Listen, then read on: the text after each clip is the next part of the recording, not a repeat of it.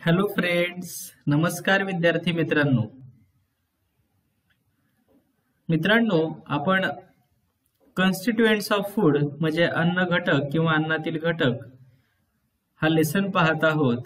तर मित्रांनो, हा लेसन पाहण्यासाठी आज हा आपला तिसरा व्हिडिओ आहे. यापूर्वीच्या 2 व्हिडिओमध्ये आपण शिकलेलो आहोत मित्रांनो, फॅट्स कशाला म्हणतात आणि फॅटी सबस्टन्सेस कोणते असतात ते सुद्धा पाहिलं आपण. मित्रांनो, त्यापूर्वी आपल्याला अन्नाची गरज का असते हे सुद्धा पाहिलं. शुगर्स कुठून भेटतात हे सुद्धा पाहिलं आपल्याला. स्टार्च हे सुद्धा महत्वाचे सबस्टन्स आहेत, है की नाही. कार्बोहायड्रेट्स हे पाहिलं आपण. तर मित्रांनो, आज आपण पाहणार आहोत, आज काय पाहणार आहोत मित्रांनो आज आपण नवीन भाग पाहणार आहोत या लेसन मधील. तो आहे प्रोटीन्स. कोणता पार्ट आहे हा? प्रोटीन्स. प्रोटीन्सला मराठीमध्ये मित्रांनो काय म्हणतात? प्रोटीन्सला मराठीमध्ये प्रथिने असं म्हणतात. प्रोटीन्सला मराठीमध्ये काय म्हणतात? प्रथिने असं म्हणतात. मित्रांनो, या ठिकाणी म्हटलेलं आहे कॅन यू टेल, तुम्ही सांगू शकता का? कॅन यू टेल, तुम्ही सांगू शकता का? काय म्हटलंय? Suppose a wall is to be build, एक भिंत बांधायची आहे. The cement, sand, water is all there but the mason says the most important material is steel missing. एक भिंत बांधायची आहे. ती भिंत बांधण्यासाठी सिमेंट आहे, सँड म्हणजे वाळू आहे, वॉटर म्हणजे पाणी आहे.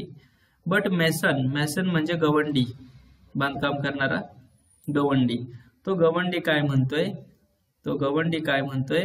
तो मुकादम काय म्हणतोय की सिमेंट आहे, वाळू आहे, पाणी आहे, पण एक महत्वाची गोष्ट राहिली की त्याशिवाय भिंतच बांधू शकत नाही. ती गोष्ट कोणती असेल बरं? भिंत बांधण्यासाठी सिमेंट, वाळू आणि पाणी आहे. मग राहिलं काय? तर मित्रांनो, ज्यांच्या आधारे जी भिंत बांधायची आहे त्यासाठी ब्रिक्स किंवा जे स्टोन्स आहेत, दगड आहेत, तेच नसतील तर आपण भिंत बांधू शकत नाही.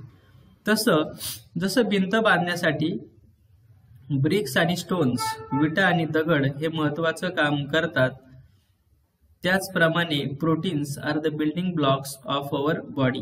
तसंच आपल्या शरीर बांधणीसाठी, आपलं बॉडी बिल्डिंगसाठी प्रोटीनची गरज असते. The body undergoes wear and tear continuously. Wear and tear म्हणजे आपल्या शरीराची नेहमी झीज होते असते. आपण कष्ट करतो, आपण खेळतो, आपण सायकल चालवतो आणि ही सगळी कामं करताना आपल्या शरीराची झीज होते. कधी कधी काय होतं? समटाइम्स इट गेट्स इंजर्ड, आपलं शरीर जखमी होतं, अपघात होतो. But the healing and repair of the body goes on all the time without our being aware of it. आणि आपले बॉडी बिल्डिंग जे आहे, जी शरीर बांधणी आहे, आणि आपलं जे बरं होणं जे आहे ते आपले न कळत आपण बरे होत असतो, आहे की नाही. Proteins are necessary for that purpose. म्हणजे आपली जखमा भरून काढण्यासाठी, आपला आजार बरा होण्यासाठी प्रोटीनची गरज असते. Proteins are required in plenty during in growing years of a person's life. जी वाढत्या वयाची मुलं असतात ना, की बाबा 6 ते 14 वयोगटातली जी मुलं आहेत की त्याची वाढ असते, म्हणजे तुम्ही सुद्धा, है की नाही. मग त्यासाठी काय कशाची गरज असते? त्या वाढत्या वयातील मुलांना जास्त करून प्रोटीनची गरज असते. म्हणजे मित्रांनो, जी वाढत्या वयाची मुलं आहेत त्यांच्यासाठी प्रोटीन्सची खूप गरज असते. आता आपण थोडंसं पुढे जाऊया. ऑल द डिफरंट दाल्स, आपल्याला प्रोटीन्स कुठून मिळतात? प्रोटीनची गरज आहे, ठीक आहे. मग आपल्याला प्रोटीन्स कुठून मिळतात? ऑल द डिफरंट दाल्स, विविध कडधान्य, पल्सेस, त्याचप्रमाणे ग्राउंड नट्स म्हणजे शेंगदाणे, milk and milk products like yogurt म्हणजे दूध आणि दुधाचे बनलेले पदार्थ, योगर्ट म्हणजे दही, खोया अँड पनीर. या ठिकाणी खोया म्हणजे खवा म्हणायचा आहे. खवा आणि पनीर याच्यामध्ये प्रोटीन्स असतात. एग्ज म्हणजे अंड्यामध्ये आपल्याला प्रोटीन्स असतात, पनीरमध्ये प्रोटीन्स असतात. मीठ म्हणजे मांस, मटन याच्यामध्ये प्रोटीन्स असतात. फिश, मासे याच्यामध्ये प्रोटीन्स असतात. म्हणून आपल्याला जर प्रोटीनची गरज भासत असेल आपल्या शरीराला, तर मित्रांनो आपण हे सगळे पदार्थ खायला हवेत. जी वाढत्या वयाची मुलं आहेत त्यांनी तर खायलाच हवेत. To get the required proteins our daily diet should include dals, pulses as well as milk and milk product. म्हणजे आपली शरीराची प्रथिनांची गरज भागवण्यासाठी आपला जो डेली डाएट आहे आपला जो दैनंदिन आहार आहे मित्रांनो, त्या आहारामध्ये वेगवेगळ्या प्रोटीन्सची वगैरे गरज आहे, त्याच्यामध्ये दाल, पल्सेस यांचा समावेश असायलाच हवा मित्रांनो. आता पुढे पाहूया, एक महत्वाची गोष्ट मी तुम्हाला सांगणार आहे मित्रांनो. Our body requires carbohydrates, fats and proteins in large proportion. म्हणजे आपल्याला जास्त प्रमाणात गरज या 3 पदार्थांची असते. कोणती? कार्बोहायड्रेट्स, फॅट्स आणि प्रोटीन्स. या तिघांची आपल्याला जास्त प्रमाणात गरज असते, म्हणून यांना काय म्हणतात? मॅक्रोन्यूट्रिएंट्स म्हणतात. म्हणजे मोठ्या प्रमाणात लागणारे फूड कॉन्स्टिट्युएंट्स, मोठ्या प्रमाणात गरज असणारे न्यूट्रिएंट्स म्हणजे काय म्हणतात त्याला मित्रांनो? मॅक्रोन्यूट्रिएंट्स म्हणतात. काय म्हणतात मित्रांनो? मॅक्रोन्यूट्रिएंट्स. मग मॅक्रोन्यूट्रिएंट्स कोणते आहेत मित्रांनो? आपण पाहिलं कार्बोहायड्रेट्स, फॅट्स आणि प्रोटीन्स हे मॅक्रोन्यूट्रिएंट्स म्हणजे मोठ्या प्रमाणात गरज असणारे पदार्थ आहेत, आपल्याला अन्नातले घटक आहेत. त्याचप्रमाणे हे जे जास्त प्रमाणात गरज असते कार्बोहायड्रेट, फॅट्स आणि प्रोटीनची, पण काही पदार्थ असे आहेत की त्यांची मोठ्या प्रमाणात गरज नसते, पण ते खूप महत्वाचे असतात. मग ते कोणते आहेत मित्रांनो? ते आहेत विटॅमिन्स आणि मिनरल्स. विटॅमिन्सला मराठीमध्ये म्हणतात जीवनसत्वे आणि मिनरल्स याला मराठीमध्ये खनिजे असं म्हणतात. खाली काय दिले त्याचं डिस्क्रिप्शन पाहूया. In addition to the macronutrients, we need certain food constituents in very small quantities. These micronutrients are vitamins and minerals. पहा आता, ज्याची जास्त प्रमाणात गरज असते आपल्या शरीराला त्याला म्हणतात मॅक्रोन्यूट्रिएंट्स. मग मॅक्रोन्यूट्रिएंट्स कोणते आहेत? कार्बोहायड्रेट्स, फॅट्स आणि प्रोटीन्स. ज्याची कमी प्रमाणात गरज आहे त्याला म्हणतात मायक्रोन्यूट्रिएंट्स. काय म्हणतात? मायक्रोन्यूट्रिएंट्स. आणि मायक्रोन्यूट्रिएंट्स कोणते आहेत? मायक्रो म्हणजे कमीत कमी. विटॅमिन्स आणि मिनरल्स हे कमी प्रमाणात गरज असणारे आहेत. आता त्यापैकी आपण विटॅमिन्स बद्दल माहिती घेऊया. The different vitamins are named using the letters of the alphabet. हे जे विटॅमिन्स आहेत त्यांची जी नावं आहेत ती आपली जे अल्फाबेट आहेत ABCD पर्यंत नाही का, त्याची अक्षरं घेऊन हे विटॅमिनला नावं दिलेली आहेत.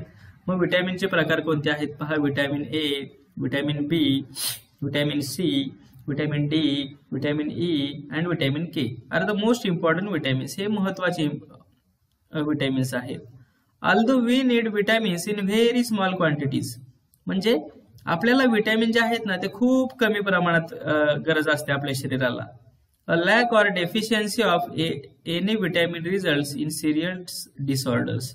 पण याची कमी प्रमाणात गरज असली तरी त्यांची डेफिशियन्सी म्हणजे जरी हे कमी प्रमाणातले विटॅमिन्स कमी प्रमाणात मिळाले आपल्याला तर आपल्याला वेगवेगळे आजार होऊ शकतात. म्हणजे वेगवेगळे आजार म्हणजे गंभीर आजार होऊ शकतात. For example, a deficiency of vitamin A over a long period of result in night blindness. मग जर आपल्याला A विटॅमिन मिळालं नाही तर मित्रांनो आपल्याला नाईट ब्लाइंडनेस नावाचा आजार होतो की ज्याच्यामध्ये आपल्याला अंधुक प्रकाशात अजिबात दिसत नाही. Deficiency of vitamin D results in weak and brittle bones. आपल्याला जर विटॅमिन D मिळालं नाही ना मित्रांनो तर आपले जे बोन्स आहेत, हाडं आहेत, ते वीक म्हणजे कशी बनतात? अशक्त बनतात आणि ठिसूळ बनतात. So vitamins gives us ability to resist diseases.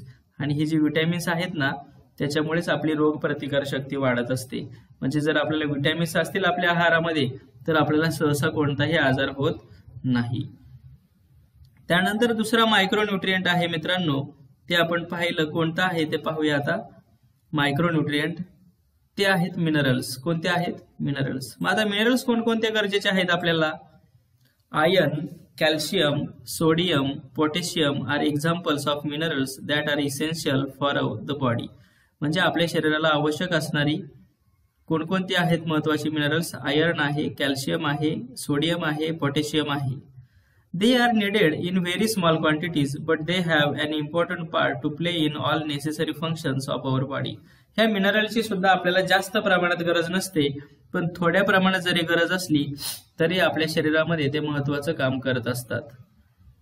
For example, iron is necessary for carrying oxygen two different parts of the body. Iron जे आहे ना, आयर्न म्हणजे लोह खनिज, त्याची गरज कशासाठी असते मित्रांनो?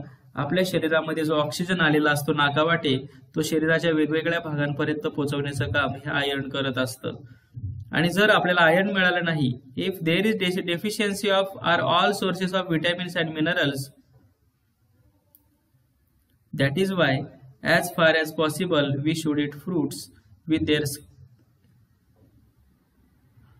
a deficiency of iron in the blood. जर आपल्या या ठिकाणी पाहतो तो आपण deficiency of iron in the blood, आपल्या रक्तामध्ये जर लोहाचं प्रमाण कमी झालं तर आपली जी बॉडी आहे मित्रांनो ती आपल्या शरीराला योग्य प्रमाणात ऑक्सिजन मिळत नाही, कारण की ऑक्सिजन वाहून नेण्याचं काम कोण करतं? आयर्न करतं. आयर्न हे मिनरल आहे.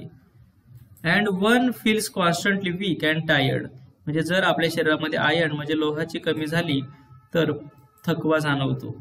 दिस कंडिशन इज कॉल्ड ॲनिमिया.